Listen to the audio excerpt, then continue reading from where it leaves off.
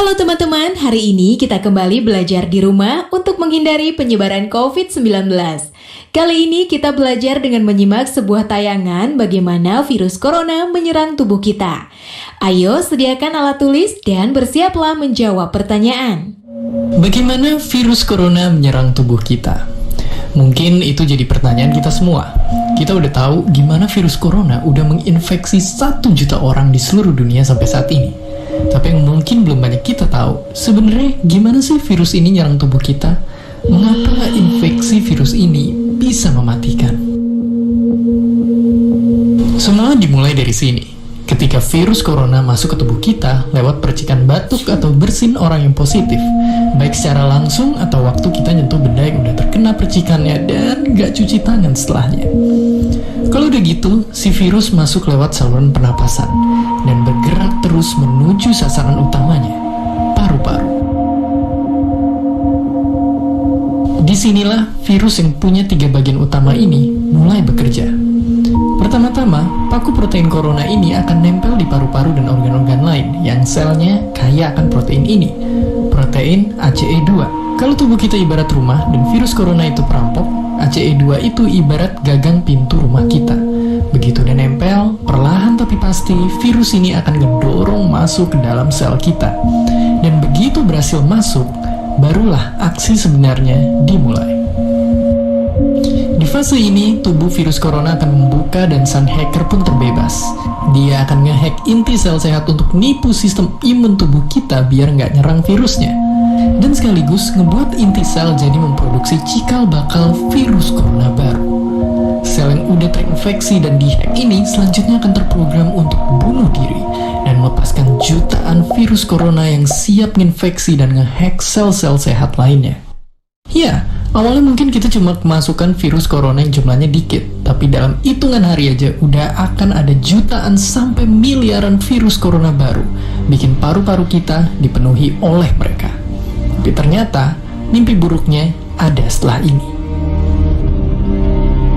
Ya, ketika virusnya udah menuhin paru-paru kita, sistem imun kita bakalan ngerespon ibarat polisi dan tentara yang meluncur ke tempat kejadian perkara. Tapi inilah yang bikin ngeri. Di sini, virus corona jadi penipu ulung yang bisa ngakalin sistem imun kita. Mereka bikin sistem imun nyerang membabi buta, termasuk nyerang sel-sel sehat kita. Mereka jadi nggak tahu mana kawan, mana lawan, dan perlahan-lahan jadi senjata makan tuan. Buat sebagian besar kasus, kejadian ini emang nggak berlangsung lama. Karena kalau sistem imun kita kuat, mereka pun akan bisa menang dari segala taktik virus corona. Tapi terkadang tubuh kita sedang lemah, dan kalau udah gitu efeknya bisa parah. Kita bisa kena radang paru-paru akibat sel sehat di sini yang udah nggak bisa nahan bakteri pneumonia. Malahan buat kasus yang kritis, bakteri ini nggak berhenti di sana. Mereka bisa masuk ke aliran darah dan akhirnya nyerang seluruh tubuh. Kalau udah begini, bernapas saja bakalan susah banget dan hidup kita ada di tahapan yang sangat kritis.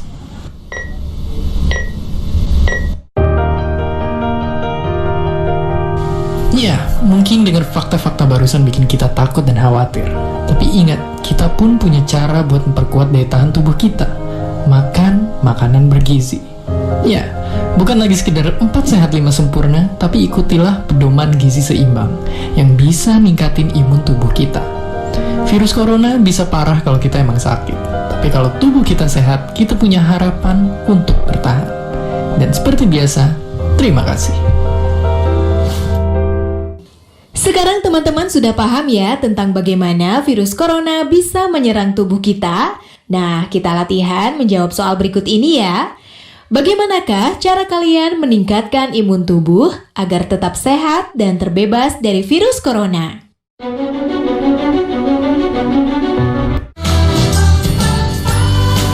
Dunia darurat virus corona. Saking menularnya, virus ini udah nyebar ke lebih dari 95% negara.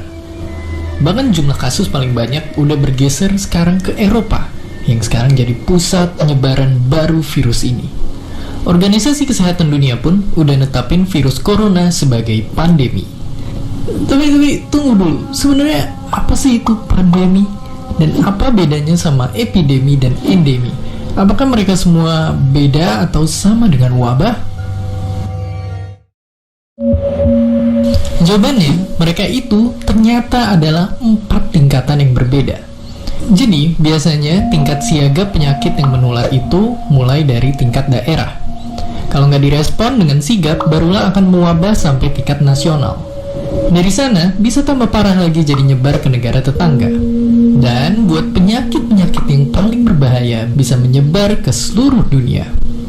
Oke, terus seberapa bahaya pandemi sebenarnya? Lalu sebelum corona, apakah ada pandemi yang udah pernah dunia kita hadapi? Jadi, pendeknya, yang namanya pandemi tentunya bahaya banget. Coba aja lihat ke sini. Buat contohnya, malaria atau DBD yang sangat ditakuti anak-anak Indonesia adalah penyakit endemi. Kalau kamu pernah dengar tentang Ebola yang ramai di negara-negara ini, itu semua baru tergolong epidemi dan bukan pandemi. Lalu, kengerian COVID-19 ada di atas itu semua. Tapi meskipun begitu, virus corona bukan pandemi yang pertama dan nyatanya bukan yang paling mematikan juga. Untuk contohnya, kita pernah dilanda satu pandemi yang saking mematikannya dikenal sebagai Black Death.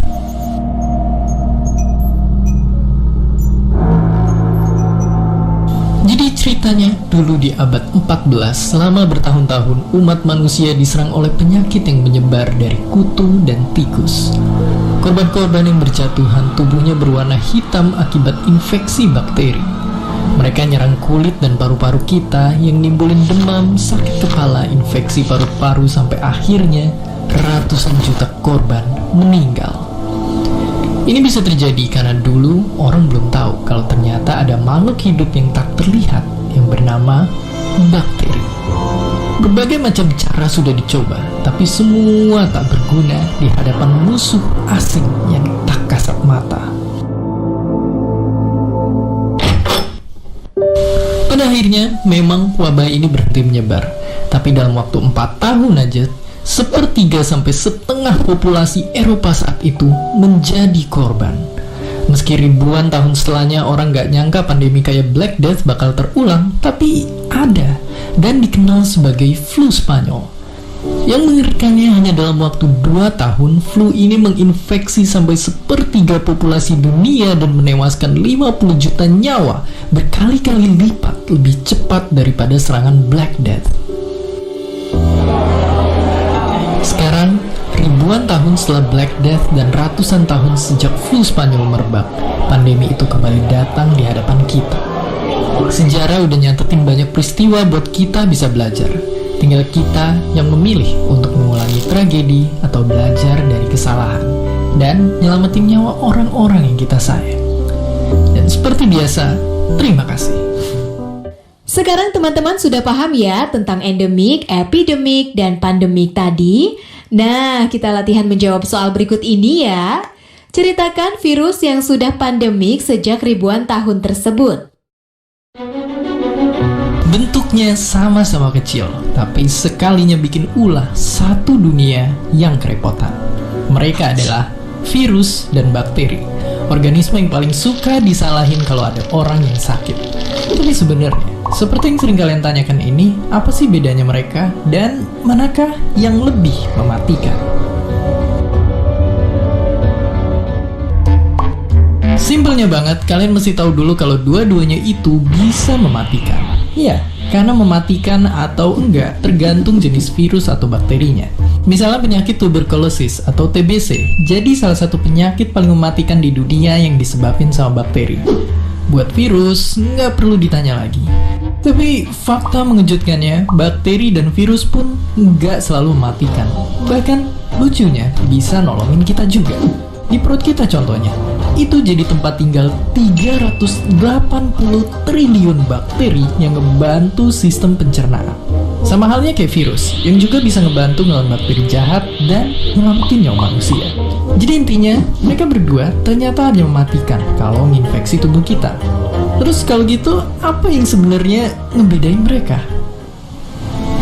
Simpelnya banget, mereka itu beda banget. Dari wujudnya aja, bakteri itu sel yang hidup, sementara virus itu benda biologis yang nggak bisa dibilang hidup juga. Kalau dari ukuran, bakteri itu jelas kecil banget, tapi virus itu ternyata jauh lebih kecil lagi, bahkan nggak bisa dilihat pakai mikroskop biasa. Dari cara tumbuh kembangnya pun berbeda.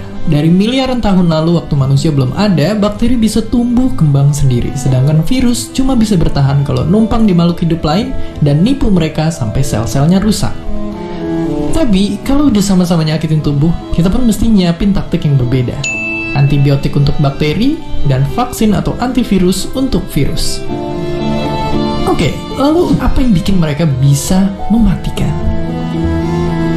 Simpelnya begini, karena mereka punya banyak taktik buat menginfeksi. Bakteri jahat adalah makhluk yang siap nyerang tubuh dengan memperbanyak diri atau ngehasilin racun dan akhirnya mengganggu kerja suatu organ.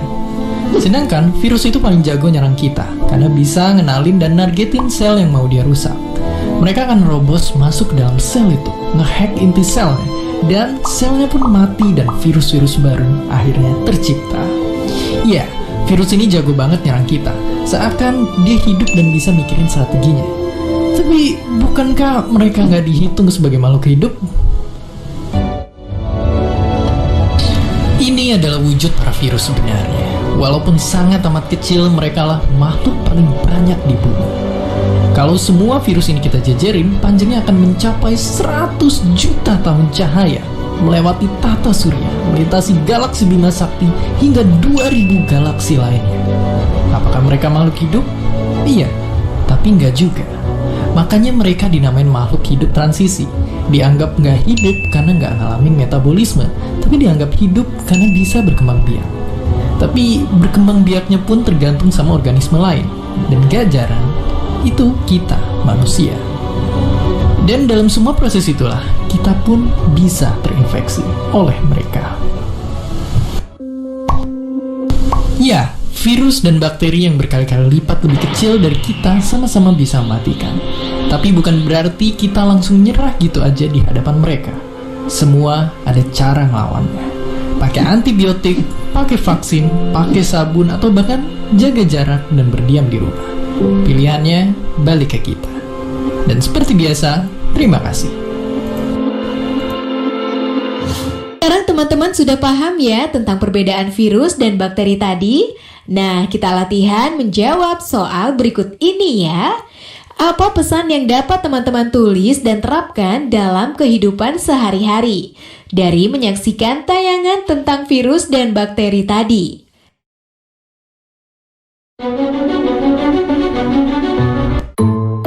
Kalau kita ingat masa kecil, hidup rasanya enak banget. Setiap sore kita bisa main sama teman-teman di lapangan yang luas, ngejar layangan berlarian tanpa beban.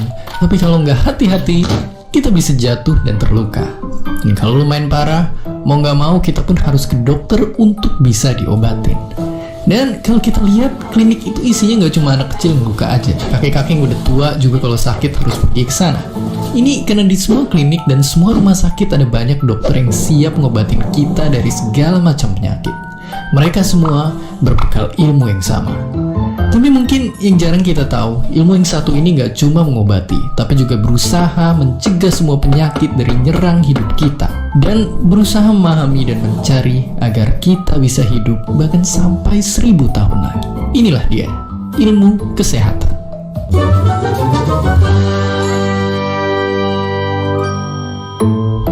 Untuk paham soal ilmu ini, bayangin sekarang kita lagi ada di bengkel. Di pojok sana, ada teknisi-teknisi yang ngebedah nyari tahu bagian mobil mana yang rusak dan mesti diperbaiki. Di sisi seberang, teknisi lain juga sibuk ngeganti oli yang usang dan ngencengin baut yang longgar. Semuanya agar bisa bikin mobil rusak jadi bisa ngebut lagi.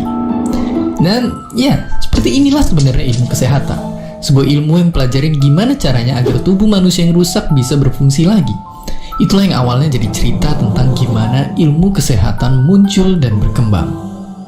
Tapi tentu tantangan sebenarnya nggak berhenti di sana. Tujuan utamanya bukan cuma bikin mobil rusak bisa jalan lagi, tapi lebih jauh dari itu. Gimana caranya kita bisa tahu apa yang bikin mobilnya rusak, biar nantinya kita bisa mencegahnya biar nggak rusak lagi, sampai akhirnya bisa mengaspal di jalanan sampai waktu yang lama. Dan ini bisa kita lakuin dengan memperluas pandangan kita, ngamatin semua mobil yang ada di jalanan untuk tahu apa-apa aja yang bisa jadi penyebab mobil itu rusak. Itu yang kemudian dipelajari dan dicari tahu cara mencegahnya. Jadi ya, kalau dulu kita sebatas cuma ngobatin orang sakit, sekarang ilmu kesehatan udah jauh berkembang. Sekarang kita pakai ilmu ini biar bisa nyegah orang biar nggak sakit sama sekali. Meskipun sekarang masalah kesehatan belum sepenuhnya terselesaikan, kita mesti tahu kalau untuk sampai ke sini, jalan yang kita lalui udah panjang banget. Dan inilah kisahnya. Sejak dulu kala, ilmu kesehatan udah ngebantu kita bertahan hidup. Dan sebenarnya ilmu ini adalah perkembangan dari ilmu lain yang udah pernah kita bahas sebelumnya, biologi.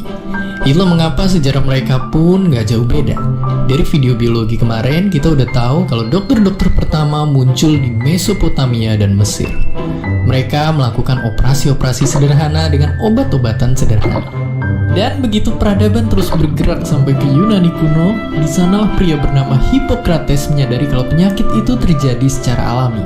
Dan dengan gak lagi ngelihat kesehatan dari sisi gaib, ilmu medis jadi bisa terus berkembang.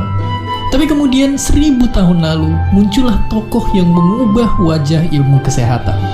Ialah bapak kedokteran modern yang dihormati seluruh dunia, Ibnu Sina. Naskah medis yang ditulisnya masih dijadikan rujukan banyak sekolah di Eropa sampai ke abad 17. Ibnu Sina telah menanam akar yang kuat untuk ilmu kesehatan. Dari sanalah cabang-cabang ilmu kesehatan terus tumbuh dan berkembang dengan sangat pesat. Lalu kalau kita lihat sekitar 100 tahun terakhir aja, hasil berkembangnya ilmu kesehatan bisa jelas kelihatan. Dibandingin sama orang dulu, semua manusia di seluruh dunia waktu itu bisa hidup sampai jadi sangat tua. Tapi khususnya lagi di Eropa, karena di sanalah para ahli kesehatan menemukan caranya melihat bagian dalam tubuh manusia tanpa harus dibedah pakai sinar X. Sampai caranya nyelamatin ratusan juta orang yang kena infeksi pakai penisilin. Bahkan sekarang kita juga tahu kalau ilmu kesehatan sebenarnya penting juga untuk dilihat di luar biologinya. Karena sebenarnya peta besar ilmu kesehatan lebih dari itu. Kalau kita pikir ilmu kesehatan itu sama kayak kedokteran, itu baru setengah benar. Para dokter bertanggung jawab buat nyembuhin orang-orang yang sakit. Dan karena itu mereka harus nguasain banyak bidang. Dari anatomi tubuh pasiennya, penyebab penyakit-penyakitnya, sampai obat yang diperluin. Bahkan profesi dokter sendiri pun sebenarnya bisa dibagi jadi banyak lagi. Mereka harus bisa nyembuhin pasien anak-anak yang masih dalam masa pertumbuhan, terus mereka juga harus bisa nanganin korban kecelakaan jalanan yang jadi lumpuh, atau mereka harus bisa mastiin penderita tumor untuk bisa bertahan hidup. Dari penyakit terdalam sampai keluar, sosok seorang dokter sebegitu pentingnya untuk mastiin semua orang bisa selamat dan sehat. Tapi dari sini kita sadar kalau dari banyaknya pasien yang tiap hari nambah, terus-terusan ngobatin tiap orang itu nggak efektif. Perlu ada cara-cara baru biar bisa nyegah banyak orang jadi sakit. Dan muncullah kesehatan masyarakat.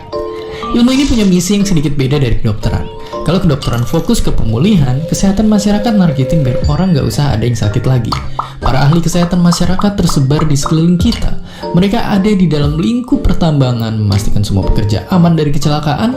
Mereka juga ada di laboratorium, mengambil sampel-sampel dari suatu lokasi untuk ngecek kontaminasi di sana, untuk bisa tahu misalnya apakah air ini beracun atau enggak, dan kalau iya dari manakah penyebabnya. Dan mereka juga ngamatin gimana perilaku lebih suka makan junk food membuat kasus obesitas dan diabetes semakin sering muncul. Dan nggak cuma itu aja, mereka nyegah orang-orang bisa sakit. Ada juga ilmu epidemiologi yang ngamatin pola-pola penyakit dan kecelakaan yang terjadi di masyarakat, lalu data-data itu dianalisis. Dan di ujungnya mereka bakal ngasilin peraturan-peraturan. Contohnya dari kasus flu burung yang sempat viral. Dari mulanya ngamatin ciri-ciri unggas yang kena virusnya dan ngamatin perilaku orang-orang yang kena flu-nya, mereka jadi bisa nyampein ke masyarakat gimana biar virus ini berhenti menyebar. Dan itulah ilmu kesehatan. Kalau dilihat secara garis besar, tingkat kesehatan di negara kita masih buruk kalau dibandingi negara-negara maju. Itulah yang juga lagi perjuangin sama Pak Sudirman Nasir, ilmuwan Indonesia yang mendalami ilmu kesehatan sejak perkuliahan. Ia mengambil jurusan kedokteran dan belajar di bawah bimbingan banyak dosen yang pernah berkelana ke negara-negara lain. Mereka semua punya satu pesan untuk Pak Sudirman yang waktu itu remaja. Satu pesan yang sama. Sejumlah guru-guru saya itu selalu menasihati untuk membaca sebanyak mungkin dan kemudian jangan takut untuk mencoba mengembangkan minat tertentu. Saya makin lama makin tertarik pada aspek sosial kesehatan. Misalnya tadi itu perbedaan harapan hidup, atau mengapa ada satu masyarakat yang lebih rentan dibanding masyarakat yang lain. Dan itu banyak sekali ditentukan oleh perilaku mereka sehari-hari. Bagaimana memahami perilaku berisiko itu. Pak Sudirman Nasir tidak berhenti belajar di sana. Mendalami ilmu kesehatan telah membawanya dari Makassar sampai ke Australia. Hingga sekarang, sebagai dosen dan peneliti di bidang kesehatan, tulisan-tulisannya telah dijadikan acuan oleh ratusan peneliti. Pak Sudirman Nasir menekankan bahwa Indonesia masih perlu banyak tenaga kesehatan. Dan tentu yang ia maksud bukan hanya dokter saja. Mungkin kalau kita masih menganggap ilmu kesehatan itu hanya kedokteran, itu salah satu mitos. Kesehatan itu terlalu luas. Kedokteran hanya salah satu unsurnya saja. Dan ilmu kesehatan itu luas, hampir semua bidang ilmu pengetahuan, cabang-cabang ilmu pengetahuan, mata pelajaran bisa masuk dalam ilmu kesehatan. Makanya mungkin mitos bahwa kalau mau masuk fakultas kedokteran belajar biologi dan kimia aja, itu salah satu mitos yang menyesatkan. Seakan-akan ilmu kedokteran atau ilmu kesehatan itu hanya dibangun oleh dua bidang pelajaran ini. Saya sudah katakan tadi, ternyata ilmu kesehatan itu juga terkait dengan gaya hidup. Untuk memahami gaya hidup itu kita butuh ilmu-ilmu seperti psikologi, kita butuh ilmu-ilmu seperti sosiologi, kita butuh ilmu seperti antropologi. Sekarang kita jadi tahu kalau luka anak kecil yang jatuh ketika berlari ataupun penyakit kakek-kakek yang udah tua sebenarnya mungkin bisa dicegah. Dan untuk melakukan ini kita mesti mendalami ilmu kesehatan dari berbagai macam kacamata. Karena seperti kata Pak Sudirman Nasir tadi, ilmu-ilmu sosial juga bantu nyempurnain kesehatan masyarakat. Ini juga jadi pegangan buat kita dalam belajar di sekolah. Jangan sampai ketika kita lagi belajar sesuatu, kita terlalu milih-milih mana bidang kita suka dan mana yang kita benci. Karena mungkin bidang-bidang itu pun akan sama pentingnya untuk dikuasai.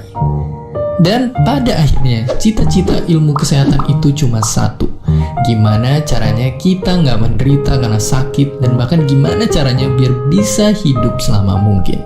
Karena dengan begitu, kualitas hidup kita pun akan meningkat dan kemajuan peradaban pun akan terus bergerak. Sekarang teman-teman sudah paham ya tentang kisah Pak Sudirman tadi? Nah, kita latihan menjawab soal berikut ini ya. Mengapa Pak Sudirman mengatakan bahwa pernyataan ilmu kesehatan hanyalah kedokteran? Dan jika mau masuk fakultas kedokteran, belajar biologi dan kimia saja hanyalah mitos? Oh iya, jangan lupa untuk tetap belajar di rumah ya, dan jaga kesehatan dengan rajin mencuci tangan serta makan makanan yang bergizi.